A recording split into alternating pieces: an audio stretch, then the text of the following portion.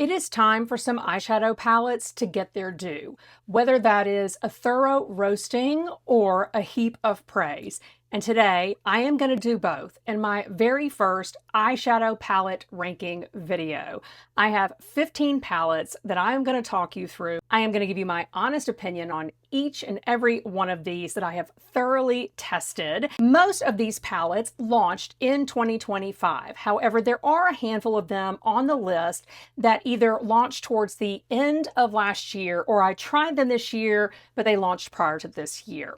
And I actually developed a set of criteria against which I evaluated each of these palettes. Let's get into what those criteria are. If you don't want to hear me drone on about this, check out the timestamps below. You can skip ahead directly to the ranking and swatches, of course. If you're interested, these are the questions that I really asked myself as I was thinking about each of these palettes.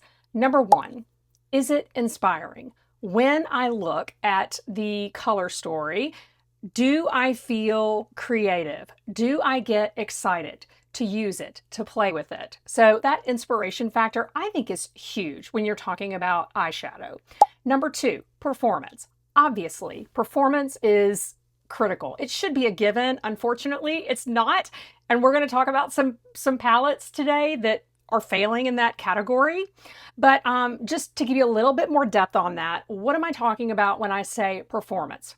How well does it apply? How blendable is it? How well does it last over the course of the day? Ooh, fallout. Fallout is big. Number three, versatility. How many different looks can you get out of this palette based on the color story and the finishes? Obviously, when you are spending your hard-earned money on an eyeshadow palette, you really want and need to know that you can build a lot of different looks with it. Number four, the brand versus itself. How does this release compare to previous releases? Does it at least meet expectations based on previous palettes? And then finally, personal preference. Like, obviously, I cannot totally erase my biases around eyeshadow. I mean, there are certain color stories that I tend to gravitate toward, certain finishes that I like and that I'm less inclined to use. But I will tell you right now, number one, it's not a purple palette. So now let's get into the ranking itself, starting out in position 15, which is the worst of the worst in my book, is the Ethereal Eyes palette in Moonlight from Makeup by Mario. You may be familiar with this palette. It is absolutely gorgeous in the pan. Every time I open it and I look at this, I'm just like blown away. It is so beautiful, but that is where it stops, in the pan, because what you see in the pan here does not translate onto the eyes at all. First of all, I think this palette is leaning hard on this blue shade to come across as something that is special. I mean, if you cover that, this really just looks like an average palette. The other thing that's problematic about this palette is a lot of these mattes look really different on the eyes than they do in the pan. And I want to point out this matte in particular. When I look at in the pan, it has a little bit of a sort of mauvey or pink tone to it, and that does not come across at all in swatch. I mean, nothing. A lot of these mattes on the eyes, when you try to blend them together, it gets really muddy.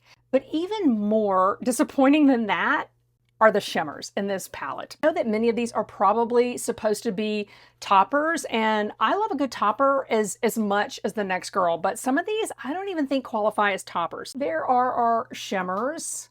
That is how they look on my hand. And yeah, guys, that's just not good enough. That just isn't going to cut it. This palette is $68. This has been one of the most disappointing eyeshadow palettes that I've picked up in a long time. And it probably means that I will not be picking up another eyeshadow palette from this brand. Moving on, this may be a bit controversial and you may totally disagree with me, but hear me out, okay? Hear me out. Number 14 on the list is the brand new Mini Gloom palette from Natasha Denona. Okay, first of all, I just want to say that she got the name right. I thought to myself, when I heard that someone had named an eyeshadow palette Gloom, I was like, what are they thinking? That's terrible. Gloom is sad. It's depressing. And I think this palette is sad and depressing. I feel sad and depressed that I spent my 27 bucks on this palette. From the moment that I unboxed this palette, I was disappointed. Everything just looked really sort of muted and washed out in comparison to the photos. The one exception being maybe this green shade. I mean, it is distinctive, it's different, and green is sort of the moment. In terms of the overall color story, if she had just amped up either this pink shimmer or this sort of more sort of champagne, then that might have been okay. But as it is, on the eyes, they really don't look that different, and they just sort of like blend into each other in a way that's not good. The fact that these shades really look similar even carries over to these mattes. When you blend these colors out, just not enough distinction. I feel like everything just gets really muddy because of how similar the shades look to one another. I have decided that that is why in her promo photos, she has created all these really like artistic looks. Really came across like, oh wow, like Natasha's really like leaning into sort of the grunginess of this palette and, you know, creating something different as maybe we turn the corner from this clean girl aesthetic. I don't think that's what's going on, okay? I think this palette sucks. I think this palette sucks, and that is why she created these sort of edgy, weird looks, because that's all you can do. Otherwise, you've got like one look, okay? You've got like one look, especially if halo eyes don't work for you, which halo eyes don't work for me with the shape of my eyes. They just don't. I would advise you to not buy this palette. And in terms of the brand versus the brand, now this is a mini. You have a really great range in terms of the mattes, the shimmers. You've got this duochrome over here. You can do one and dones that are really beautiful. You can build some really different looks. This is a Natasha Denona mini. This is what I expect from a Natasha Denona mini. I even think Zendo is pretty fabulous. You know, again, you've got this light sort of pink shade, but then you've got these that go a little bit deeper and where the tone is a little bit different. You've got this for this great pop and adding some depth and some texture. And then of course, I mean, we all know, oh, this is how much I've used this. Look. It's got a mouth, okay? I mean, this is the retro palette. Clearly, I love this pink. You've got sort of some peachier tones. You've got this great pinky tone, and then you've got these green sort of silver jades. This does not compare to her previous works. So that is why it is coming in at number 14. And while I am sharing unpopular opinions, let's go ahead and get Lisa Eldridge out of the way. This is the Desert Gleam palette. Looks great, right? Beautiful. Gorgeous. You know what's really gorgeous? The swatches that she shows in her video. And she was showing these really gorgeous long arm swatches that were just like full saturation of these beautiful shimmers. And I'm here to tell you there ain't none of that. There ain't none of that once you get this in your home. I have a tendency to think that I have had a tendency to think that if a palette isn't working for me, it's my fault. It's my shortcoming, especially if it's a palette that a whole bunch of other people have raved about. And I would say there have been a lot of raves, okay, about this palette. A lot of people love it, and I wanted to love it. But I am done making excuses for palettes that underperform. I don't care how lovely the brand founder is, and Lisa Eldridge, she is so lovely. But this just does not, no, this is not worth $62, guys. It's just not worth $62. Let me tell you, to get anything out of this palette, I have had to work so hard. In fact, this palette I think looks pretty beat up, and it really shouldn't look this beat up. But the reason that it looks that beat up is because I have dug my little brush in there. I mean, dig, trying to get the color so that I can build the depth that I want. And then I really expected when I saw the promotional photos for this palette. But no matter how much I dig, all I end up with is fallout and hard pan. It's too much money for a palette that you have to work that hard for. If you love this palette, great. I am happy for you because I don't want any of you to feel like you have wasted your money. You love it. That's wonderful. I am absolutely thrilled for you. Okay, next up, we are going to talk about a palette that's a little bit older. I did pick this up last fall. Y'all know I am a huge fan of Pat McGrath. I love her formula, but this coming in at number 12 is the Voyeuristic Vixen palette Venus en Fleur Quad. Boring. Boring. I don't know why I bought it. I must have just had like a Pat McGrath itch because it had been so long since she had launched a mothership. And so I had to buy something of hers. And so I did it. And I regret it because this is $62. And while we are analyzing this, I want to show you another of her quads. This is Interstellar Icon. This is Pat McGrath. Okay, this is the Pat McGrath that we want. These shades, look at how rich and beautiful those look and not boring, okay? And while we're at it, let's compare pan sizes, shall we? Because both of these are $62. Notice anything? No, your eyes do not deceive you. The pan size in this palette is smaller. It is 1.3 grams of product versus 1.98 for the same price. So these shades as individual shades are really beautiful, really practical. I mean, look at that. But overall, as a palette, this is boring as all get out. And yeah, I am not going to be wasting my money on such palettes in the future. Now we are ready to go to number 11, which is another palette that is older, but I bought it last fall as I was trying to satisfy my purple eyeshadow addiction. And I am talking about the Natasha Denona Lila palette. This is a larger format than her midi size. It doesn't have, you know, the hard casing, and you open it up, the pan sizes are larger, and it has this plastic overlay with the shade names. So older format, but you know what else is older here? Her formula. It is a totally different formula, you guys, than what she offers today. Look, I've got a lot of Natasha Denona. I even have her two 28 pan palettes, which again, I think has really sort of this formula. I think this is a very inspiring color story. It's really beautiful. It's unique. You've got some great duochromes there. Not a lot of mattes. I mean, that was something that was kind of common. I think earlier in Natasha Denona days, I certainly noticed it in the 28 pan palettes. There were far more sort of like shimmers and metallics than there were matte shadows, but really, really beautiful. Hold on, let me just swatch some of these. If you haven't tried any of her older palettes, guys, you got to do it because they feel completely different. So it's not just they look different, they feel different the minute you put your finger in the pan. I have had my 28 pan palettes for years and they still feel just as smooth and soft and buttery as like almost when I first bought them. And that's how this palette feels.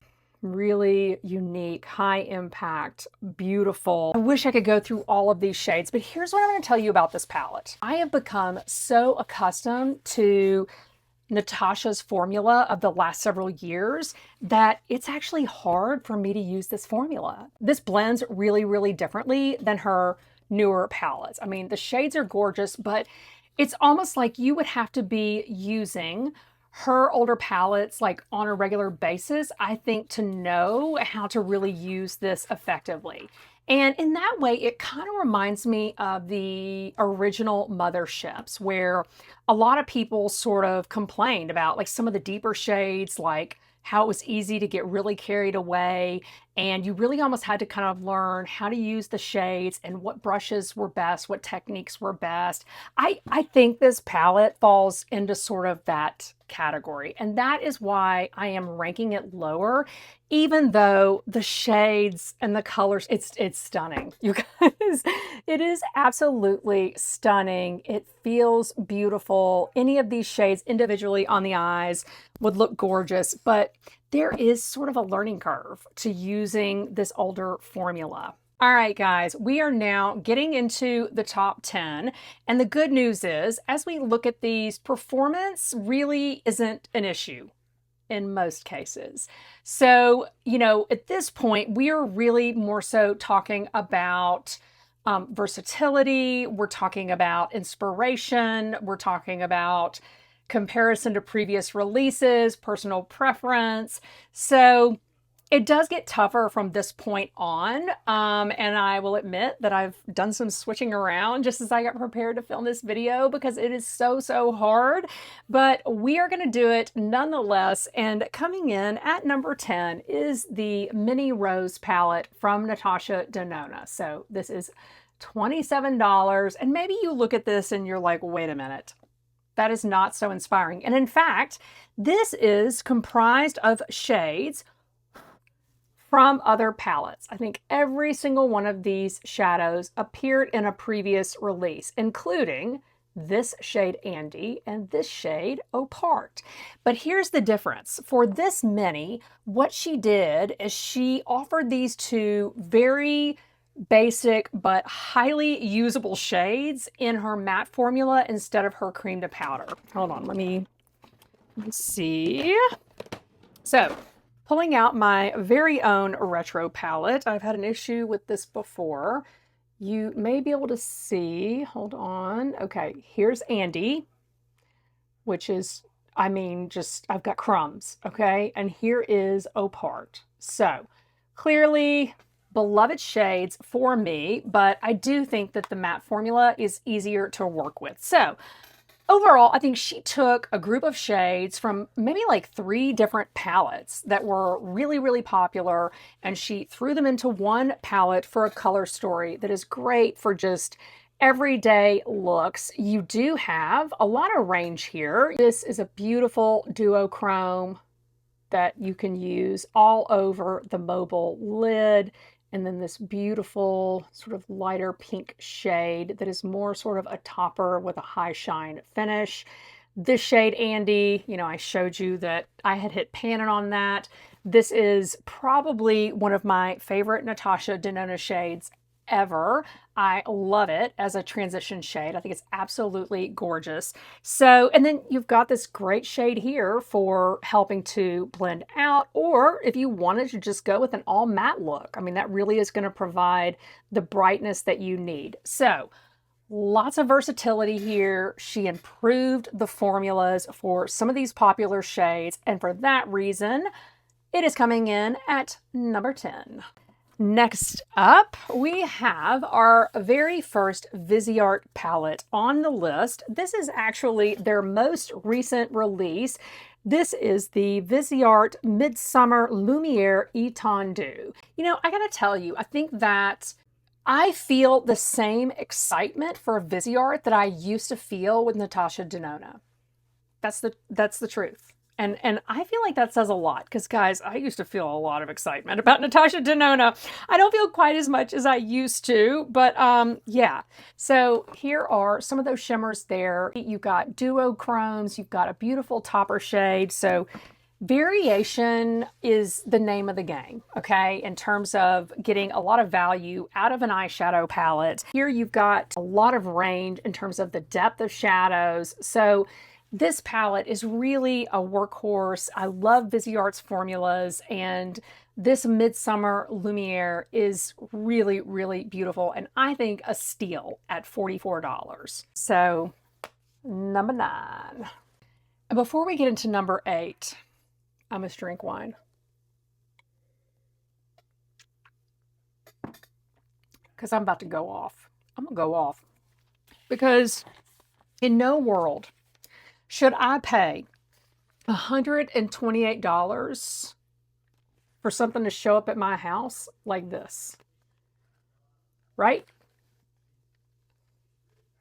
I have a feeling that if you ordered the most recent mothership from Pat McGrath Labs, this is Petal Morphosis Mothership 12, that it showed up looking like this. And you know how I know that?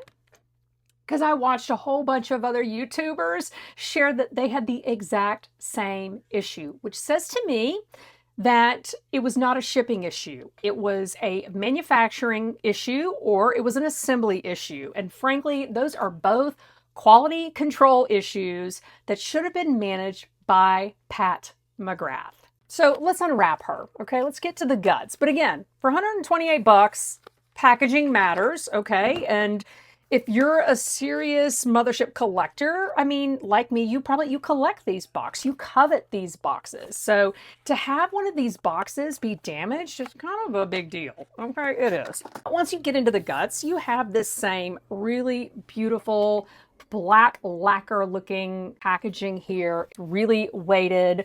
So you would expect that from a mothership. Let's get into the color story. Boom. Here's what I gotta say about this.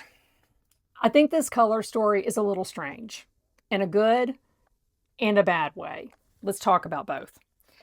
Pat gave us the greens. Okay, I have been looking in the comments and in the complaints for several years now. As people said, stop it with the pinks. We want green. I don't know why green became the thing, but certainly for 2025, I think green eyeshadow is a theme. So here are those green shades. This is more sort of a gold with a black base, but it's certainly in that family. So gave us the greens. It's weird in the right way, okay? We want something different where we can create some unique looks that are really in line with the 2025 trends and aesthetic. Excellent. Thank you, Pat. You listened. But the palette doesn't feel terribly cohesive. It's hard to look at this palette and to just quickly sort of go, oh, I'll put, this in the outer corner and this in the crease and this. Like, you can maybe do that once, maybe twice, and then you're really having to reach unless you were maybe like a really skilled makeup artist. I don't know. Yes, I open it and it feels exciting, but I struggle to know what to do with that excitement. And I've got other palettes that are higher on the list, meaning closer to number one, where I feel that excitement and it's easy for me to translate that into building a look. So I think that's a bit of an issue here.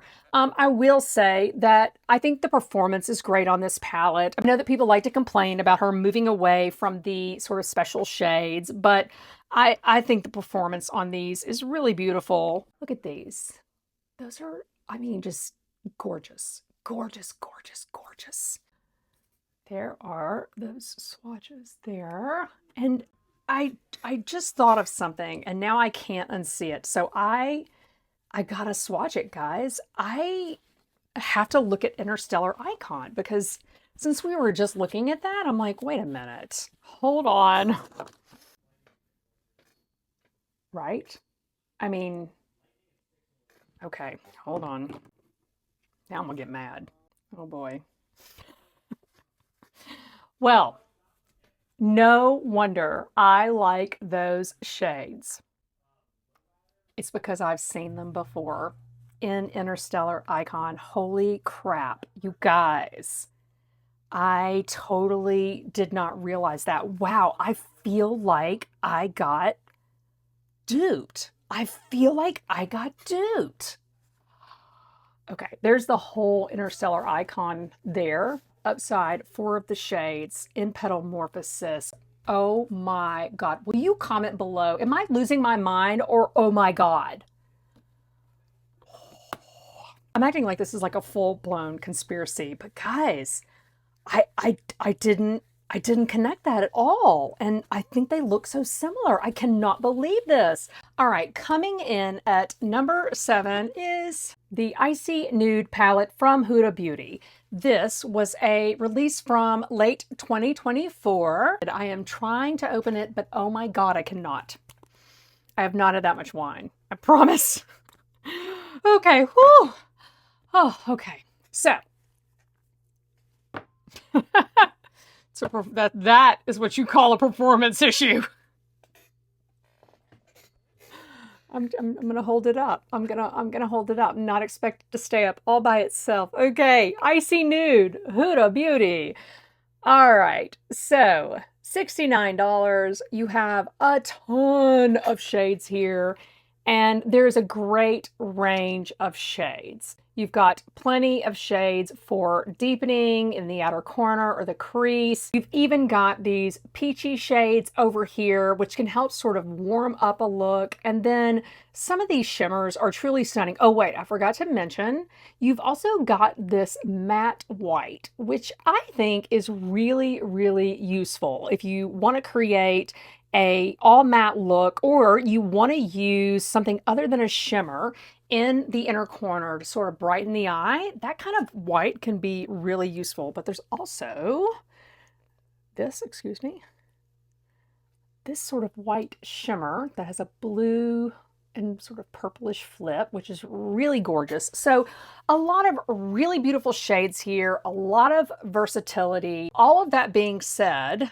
this is a palette where we have some performance issues. This might be maybe the only palette in the top 10 that has a performance issue. And I'm not talking about the flopping, okay? I am talking about a couple of these sort of more shimmery shades that are very sort of loose, okay? I don't know what to call these, but I could dig all of that out without any effort at all. They're cool, but I mean, they really are sort of just like loosely packed glitter. Look, I was just kind of trying to blend it out.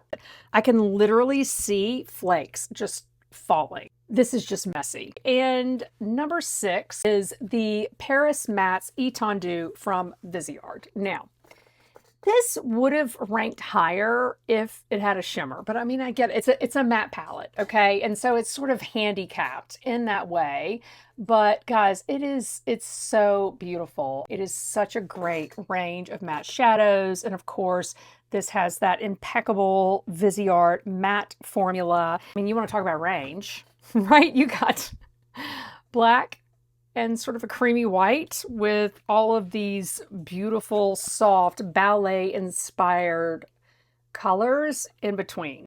This is a great palette to have on hand for creating either an all matte look, or if you want to have this, create your all matte look, and then, you know, maybe you throw this from Huda Beauty on top in the inner corner, or just sort of right down the center of your eye.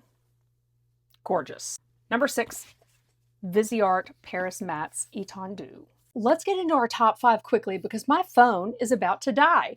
So, number 5, again, range is the name of the game. And for this, I am slotting in the Natasha Denona Roxa palette. This was a late 2024 release. This is a purple lover's dream, but you will notice it has much more than that going on, okay? You have very distinct options of deeper shades for outer corner deepening. Some of those, these two over here, are much more purple, while these are kind of leaning into the red and orange.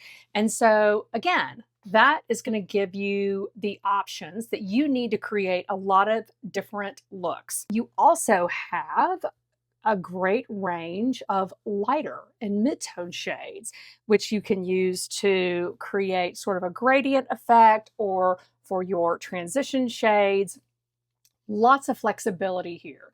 And the performance is there, okay, guys? I mean, this is a high-performing palette where you can really get a lot of saturation out of any of these shades. There are what those look like swatched on the finger. I am doing just single swatches on my hand very quickly, and look at that. Now, I know that things swatch differently on your hand or your arm or whatever than they do on your eyes, but guys, I think it's pretty unmistakable that you have 4 very distinctive looking shades here with which to create depth in the outer corner, or if you want to do a halo eye or through the crease, this is what you want. You want this kind of range. And the same is true of the shimmer shades. So I've got 3 there, and yes, my fingers are stained with some of the shades I just swatched, which says something.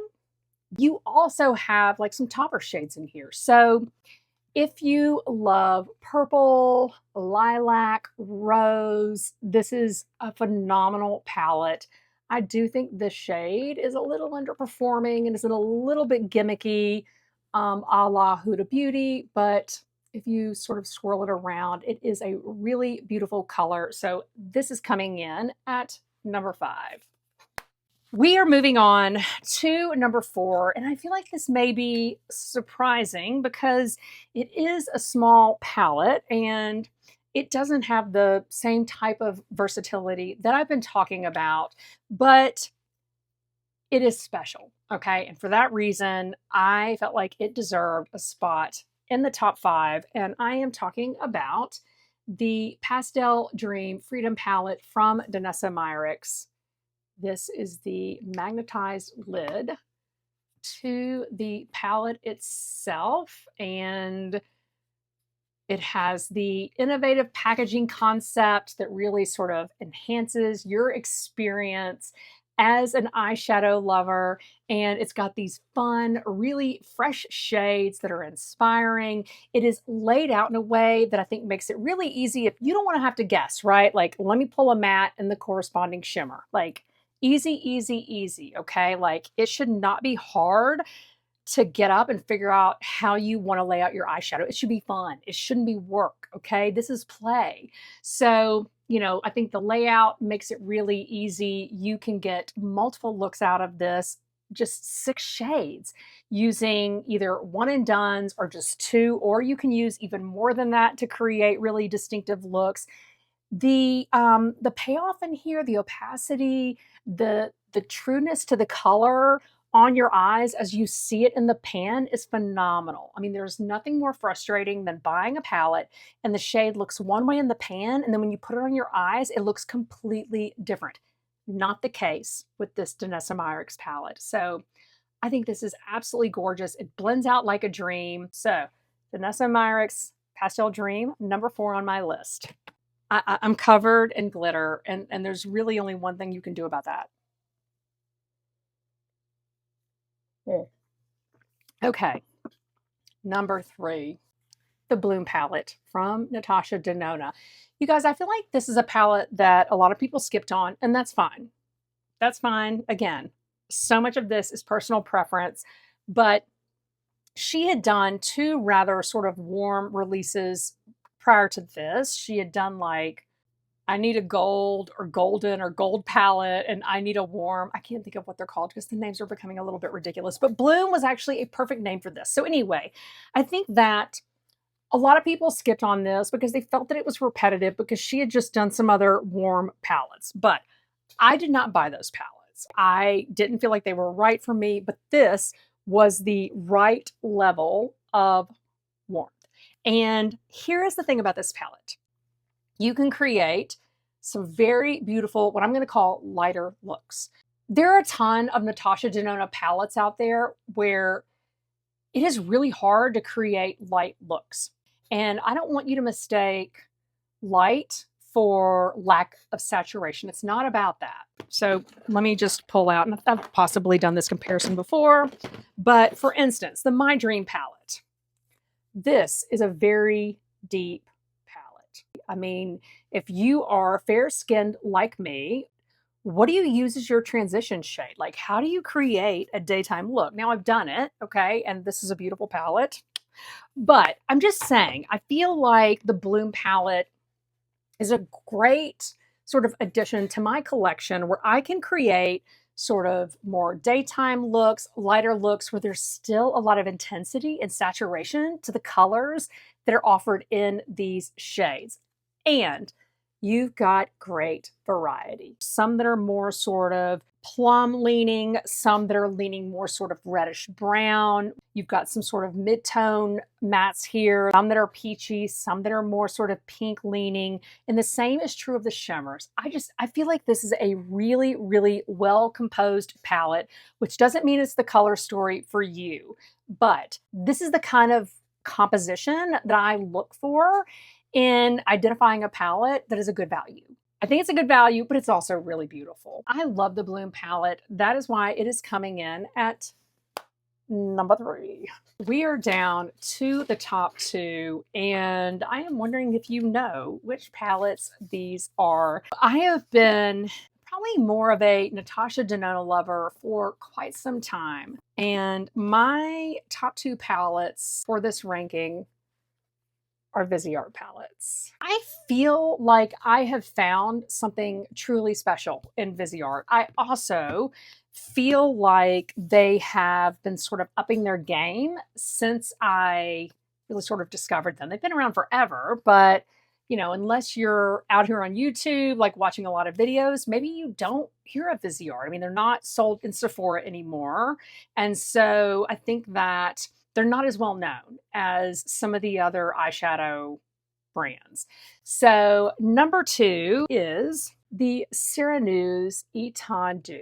When I open this palette, I feel inspired. It is, in my mind, the perfect marriage of shades that are very practical and seductive. And I think Ceranews is the perfect name for this palette because it's like this sort of idea of this siren and the siren song that this palette sort of evokes and makes me want to build on my eyes. So obviously there's a very, like I said, practical range of shades here for building out structure, but you also have this amazing black and brown, which have sort of a shimmery quality to them.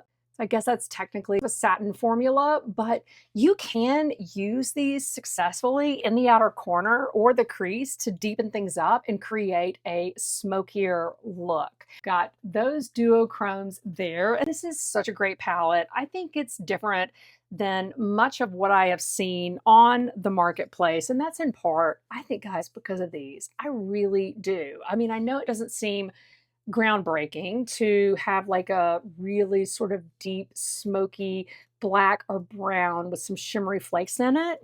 You can create some really, really cool sort of oil slick eye looks with this palette. So number 2 on the list, Viseart Ceranews Etendu. And now we are down to number 1, and there's just one final Viseart palette to go. This is the Lila's Lumiere Etendu palette. This is so absolutely gorgeous and practical.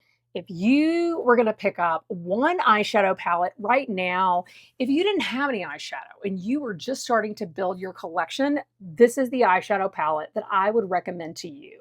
And that is, again, because of the range that you've got here on the matte shadows with this really light creamy color going into a pink, some taupes, and a darker brown. But then in the shimmers, you have a gold and a silver, which allows you to go in a lot of different ways.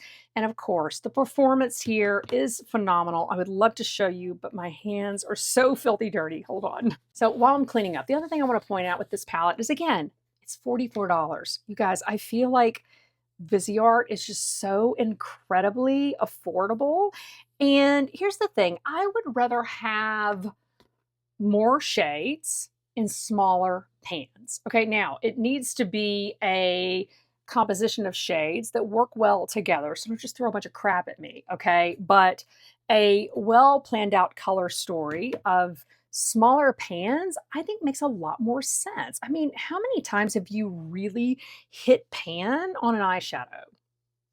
I mean, it doesn't happen because most of these pans are huge, huge, okay? So to have a gold and a silver like this in the same eyeshadow palette just means that you can go a lot of different directions here.